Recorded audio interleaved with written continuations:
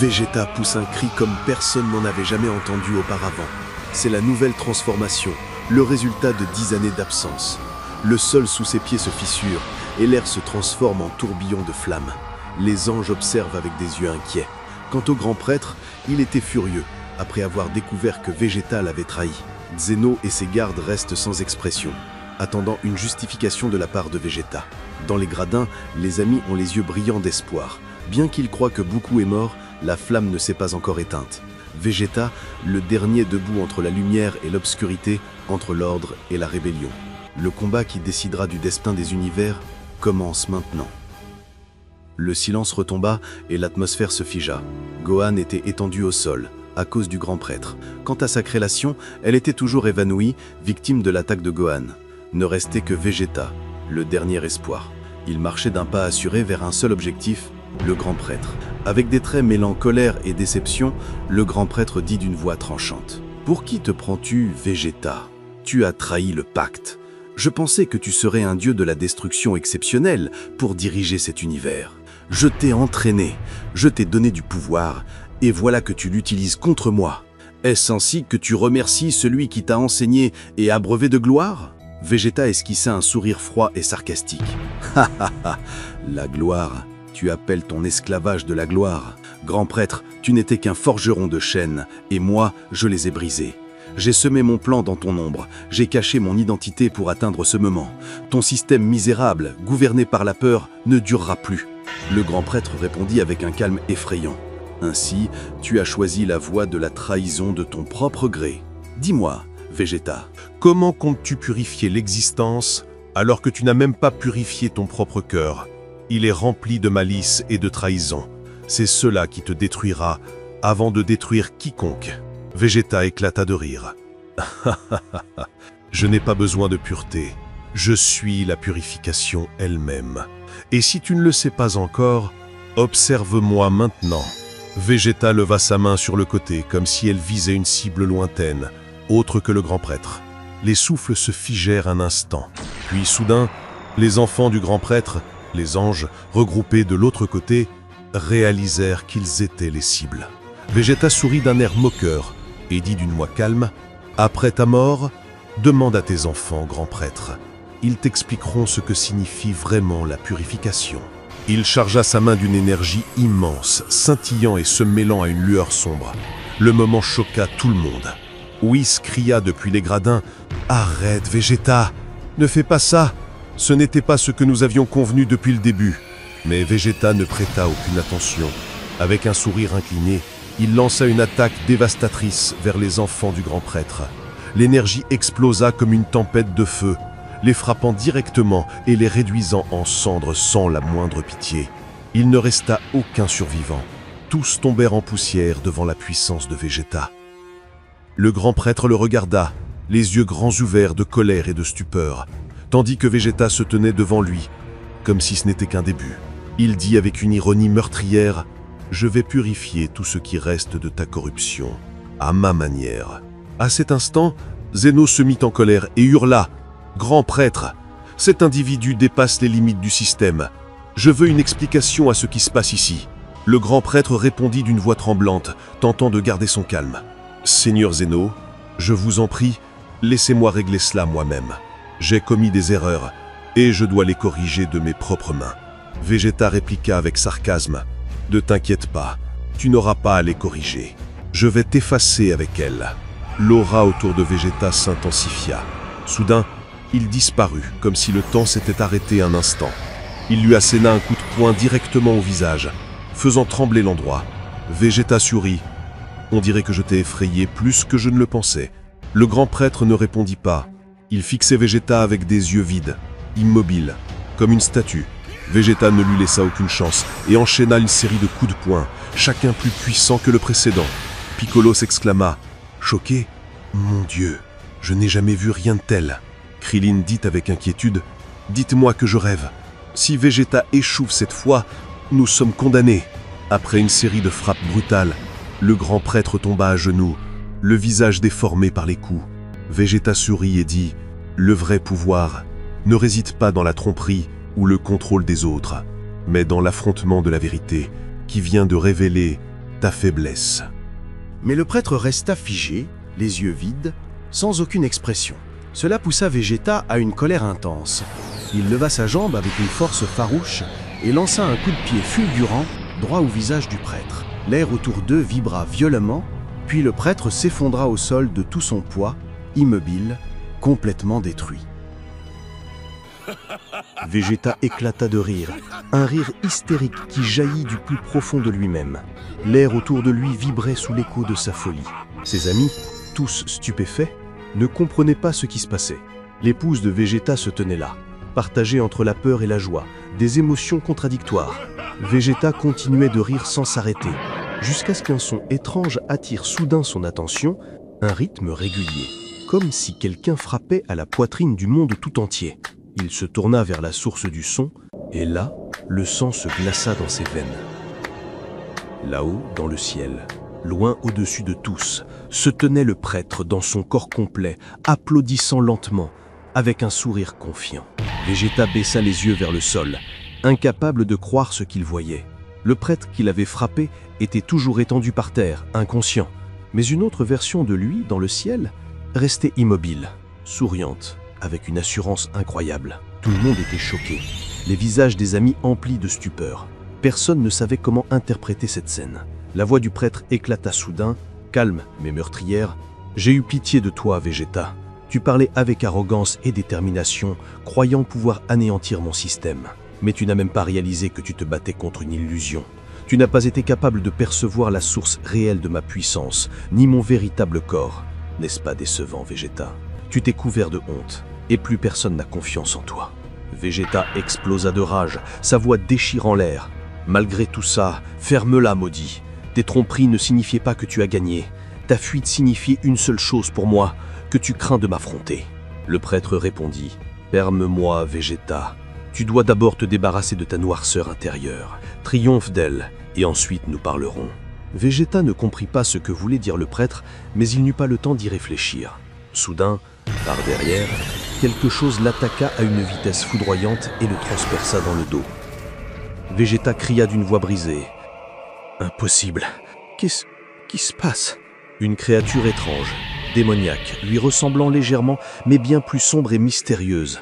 Elle se jeta sur Vegeta par derrière et planta une lame dans son dos violemment. Le sang jaillit abondamment de sa blessure, et Vegeta tomba à genoux. L'écho de la douleur se mêlait à ses respirations saccadées, tandis que la stupeur se peignait sur tous les visages. Bulma porta sa main à sa bouche, les yeux remplis de larmes. Et sa fille Bulla n'osa même pas regarder la scène. Quant à Trunks, il cria, incapable d'y croire. « Papa, non, impossible. Il venait à peine de commencer. J'ai peur qu'on le perde comme nous avons perdu Goku. » Derrière Vegeta se tenait ce même être, sa copie parfaite. Le démon sourit et dit d'une voix profonde, comme venue des entrailles de l'enfer. « Vegeta, tu es moi, et tu m'as donné la vie, avec ton sang, ta malveillance, ta colère. Ton sang coule désormais en moi, et j'y sens l'odeur de la peur.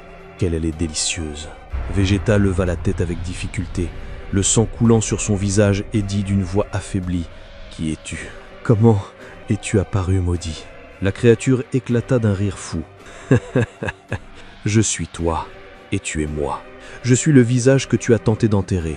Je suis la colère que tu as étouffée, la haine que tu as ignorée, l'orgueil qui a failli te détruire.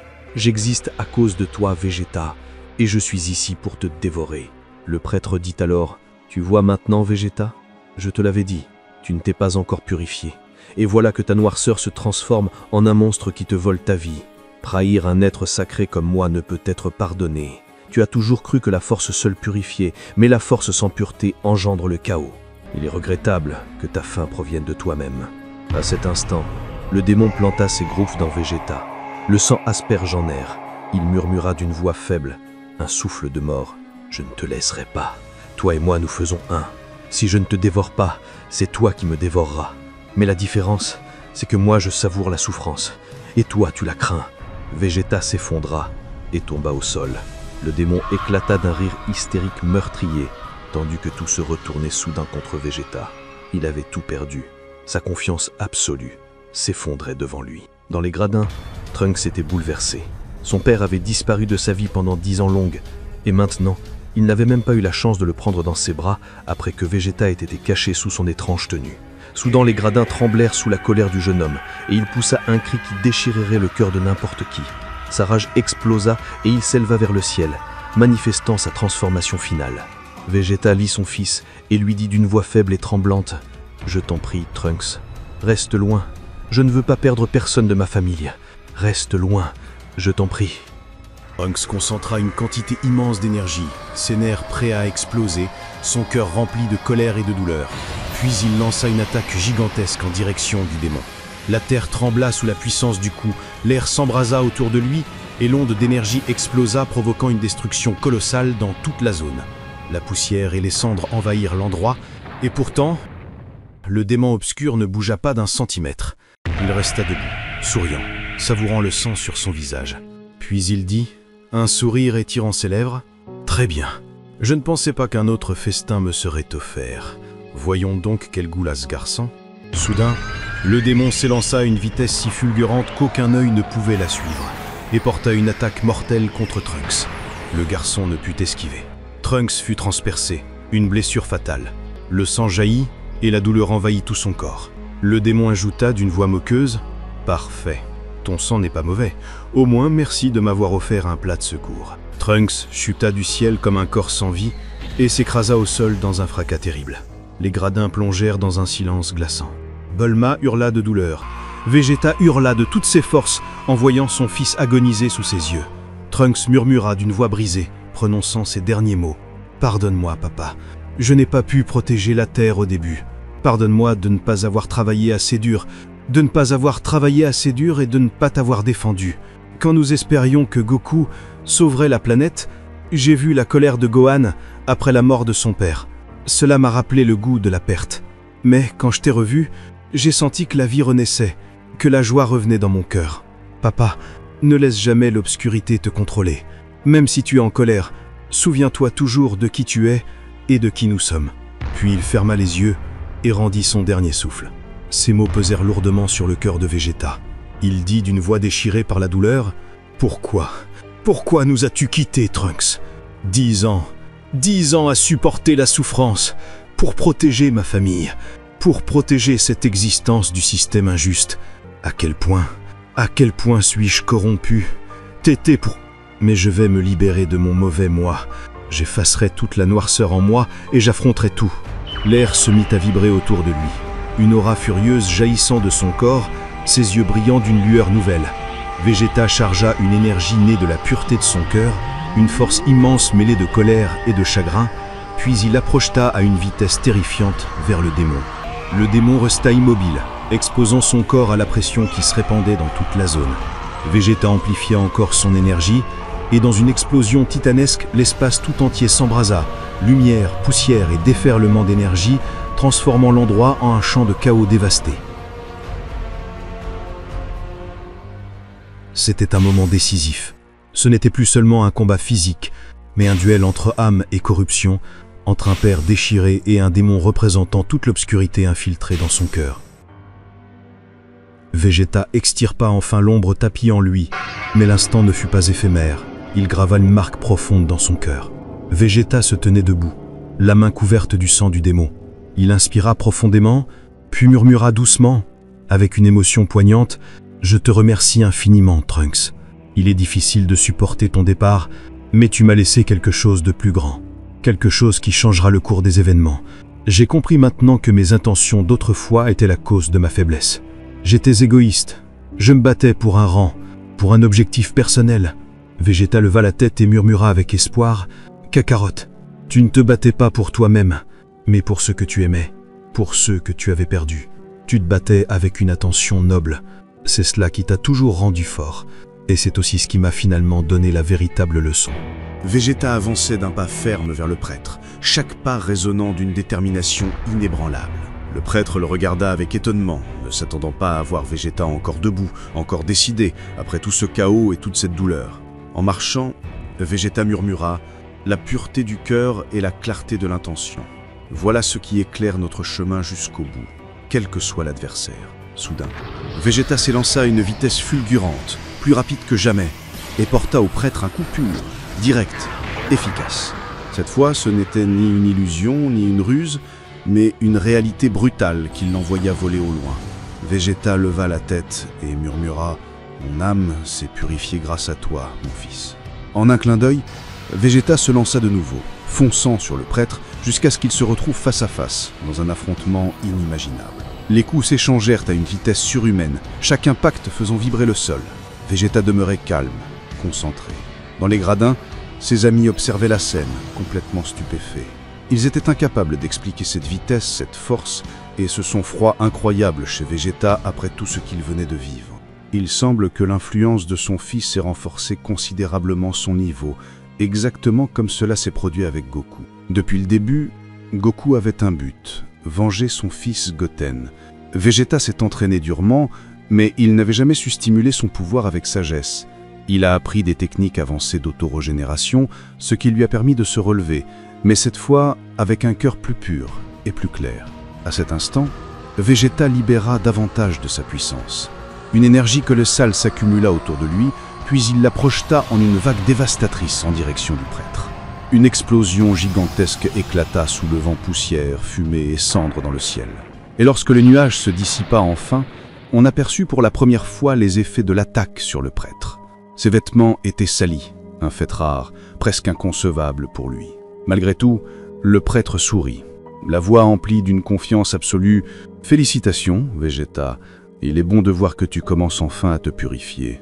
Ta détermination commence à porter ses fruits, mais cela ne durera pas jusqu'à la fin. » Le prêtre leva la main, libérant à peine une fraction de sa puissance, même pas 5% de sa force totale.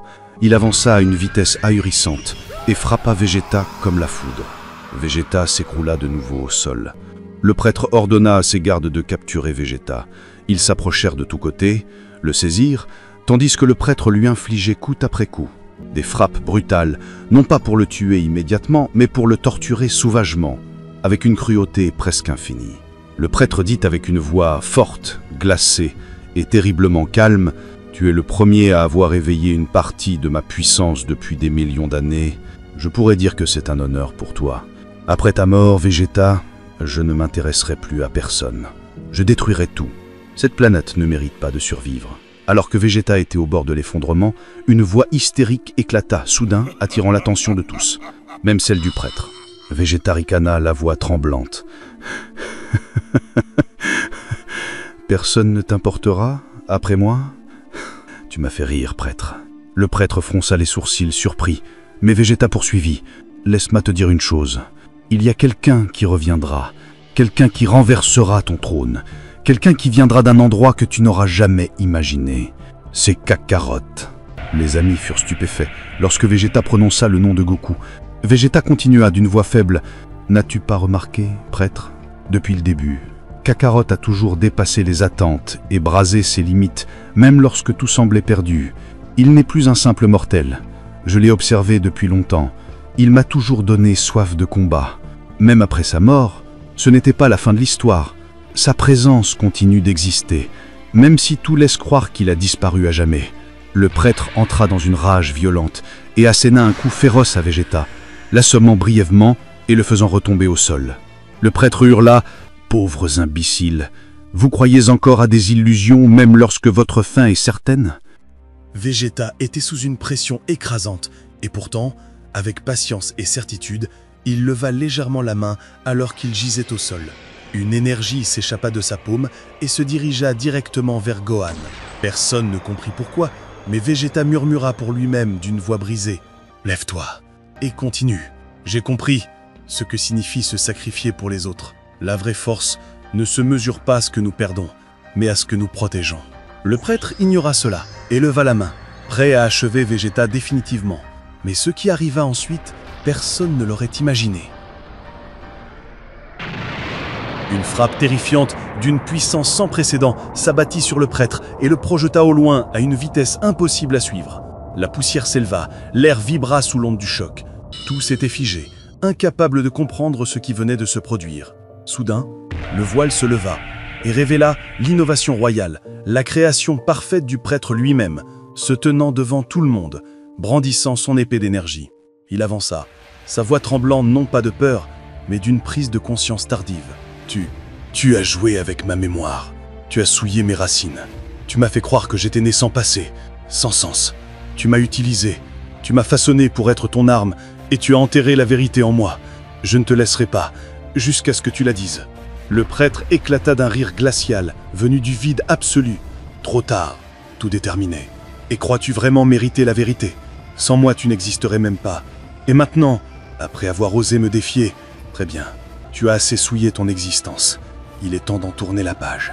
L'innovation royale fonça avec son épée d'énergie dans une attaque féroce. Mais le prêtre disparut un instant, réapparut derrière lui et attrapa la lame entre ses doigts sans effort. Il leva l'autre main et lança une impulsion spirituelle mortelle qui traversa la poitrine de la créature. Un cri étouffé. Puis l'innovation royale s'effondra comme une marionnette dont le fil venait d'être coupé. Le prêtre s'approcha lentement, tenant l'épée qui brillait dans sa main, et dit, d'un ton chargé d'un mépris cosmique, « Quelle ironie, que ton existence se termine par ton épée. Une arme, née pour te donner une identité, mettra fin à cette identité. » Le prêtre leva l'épée vers le ciel, mais avant que l'attaque ne s'accomplisse, soudain, une lumière indescriptible déchira le ciel. Une explosion lumineuse tomba comme la foudre, secouant la terre jusqu'à sa racine. Le prêtre s'arrêta, figé. Le ciel se fendit. Les cris du public s'éteignirent totalement. Tout devint silencieux. Le temps s'arrêta. Tous levèrent les yeux, attendant la vérité. Une silhouette céleste commença à apparaître dans la lumière, descendant lentement, comme venant d'un monde sans nom. Chaque regard s'élargit, chaque souffle se suspendit, et lorsque ses pieds touchèrent le sol, une onde traversa les cœurs de tous. Il était revenu, celui qu'il croyait perdu, celui dont il pensait que le destin avait été scellé pour toujours, celui dont la mort avait été un acte final. Goku, mais pas le Goku qu'il connaissait. Goku dans une forme sacrée, une présence céleste. Son énergie n'était plus une énergie, mais un rayonnement de lumière incarné. Ses traits portaient la marque de l'amulette offerte par la mère de Zeno, une amulette dont personne n'aurait imaginé qu'elle reconstruirait son essence entière. Son corps brillait d'un blanc doré, ses cheveux étincelaient comme l'éclat de l'aube. Ses yeux contenaient la paix de mondes entiers. Et à ses côtés brillaient deux esprits lumineux. Deux graines plantées dans son cœur, raison de sa survie et de sa venue. Tout le monde restait immobile. Gohan sur le sol fixait la scène, la stupeur, la nostalgie et les larmes se mêlant sur son visage. Devant lui se tenait une existence qui dépassait toute compréhension. Goku s'approcha, posa sa main sur la tête de Gohan et d'un geste doux, lui murmura silencieusement « Je suis là, n'aie pas peur ». Gohan se figea. Il ne comprenait pas, ne pouvait même pas parler. Goku poursuivit son chemin. Il passa devant Zeno et ses gardes, dont les yeux s'écarquillaient risquant l'effroi. Zeno ne comprenait rien, incapable d'interpréter cette présence, incapable même de lever la main. Puis Goku arriva devant Vegeta.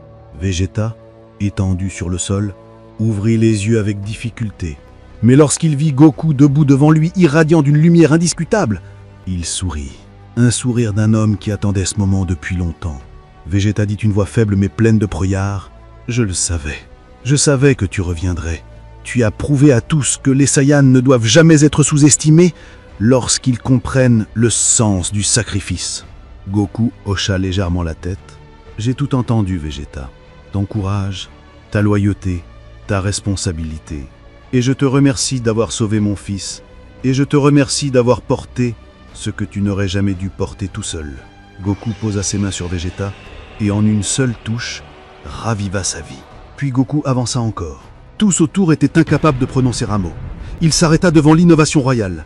Goku le regarda avec une profondeur inconcevable, comme si son regard transperçait l'existence même. Il avança, posa sa main sur la poitrine de la créature et dit « En toi se cache un secret que le prêtre a tenté d'enterrer, quelque chose que nous n'avons pas encore compris. Ta fin n'est pas venue, parce que ta vérité n'a pas encore commencé. » Le corps de l'innovation royale s'illumina entièrement. Il fut restauré complètement. Le prêtre vit cela et ses yeux s'ouvrirent d'une stupeur incontrôlable. Goku avança vers lui d'un pas froid, immuable. Tous retinrent leur souffle. Goku arriva à quelques centimètres du prêtre. Le prêtre le fixa, incapable d'y croire. Comment cette créature était-elle revenue? Aucune réponse ne lui venait. Goku leva lentement la main et attrapa le menton du prêtre comme on tiendrait celui d'un enfant l'éloigné. Le prêtre se crispa. Il ne savait pas, devait-il attaquer, fuir, disparaître? Il ne savait plus rien. Goku le fixa avec un sérieux mortel et dit d'une voix basse mais tranchante comme une lame « Prépare-toi, prêtre, car la lumière que tu vois maintenant est la dernière que tu verras. »